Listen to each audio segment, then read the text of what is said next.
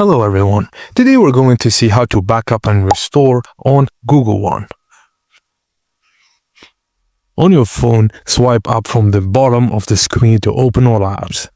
Tap the Google Drive app and tap the menu icon usually in the top left corner. Tap Backups to see existing device backups. If your device is already backed up, you'll see it listed. If not, tap Backup Settings.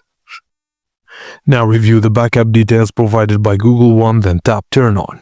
Tap Backup Now to begin backing up your phone in the background. Make sure you're connected to a Wi-Fi and signed into your Google account.